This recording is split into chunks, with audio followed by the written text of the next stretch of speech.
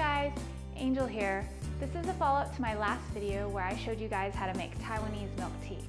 Now in this video, I'm actually going to show you how to cook the boba. Now before we get started, you should probably know that if you want to try this recipe at home, make sure you have about an hour and a half to 2 hours of time available, because just like with food, good boba takes time. So let's get started. The first ingredient we'll need is 1 bag of dried boba or pearls.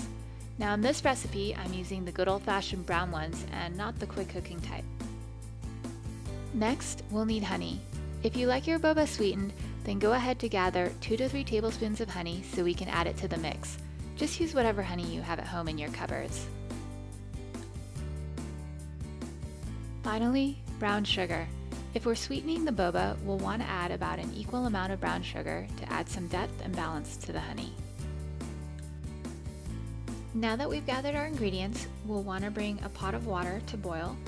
I've got a medium stock pot here with about 8 cups of cold water. We bring that to a rolling boil, and once we have that at a rolling boil, we can then add in our bag of boba. And this is actually my favorite part, is seeing the boba go into the boiling water and you can see it change color and cook. It turns a deeper, richer kind of a caramel color, and it's really very pretty. Now we'll want to go ahead and make sure that we stir frequently in the beginning so the boba doesn't stick to the bottom of the pan, and we'll let that sit and simmer for about 35 minutes.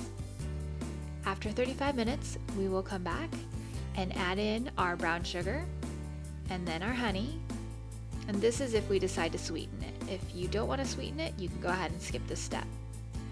We'll want to stir so that way it dissolves the sugar and the honey, and then we will turn off the heat, cover it, and let it sit there for about an hour.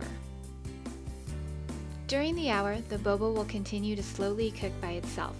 So don't worry, we're not forgetting about it. After the hour, we'll want to turn the heat back on and continue to simmer for another 10 minutes or so, or until the boba is done and cooked all the way through. Once it's done cooking, we'll go ahead and strain the boba into our strainer, and then we'll do this very important step, which is we'll move over to the kitchen sink and we will want to start to rinse the boba with cold water. Now the reason why we want to do this is because rinsing with cold water stops the cooking process, and by doing so we actually make the boba chewier. So don't be afraid to give it some good rinsing action there.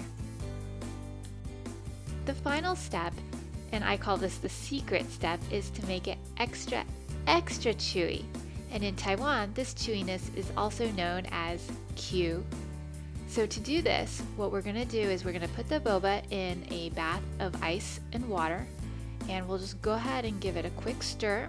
No need to soak it, so we're just going to put it right back into the strainer to strain the water, and if necessary, pick out the ice cubes. Once we do that, we are ready to serve the boba.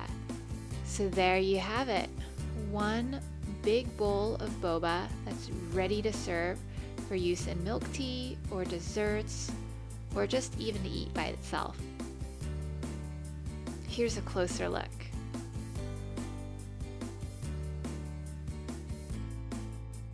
So that's how we make boba. It took a while, but it was worth it.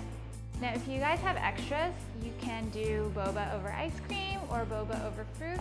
Basically, be creative with it. Thank you guys so much for watching. If you like my video and you want to see more, please like and subscribe to my channel, Angel Wong's Kitchen. Thanks. See you next time. Bye.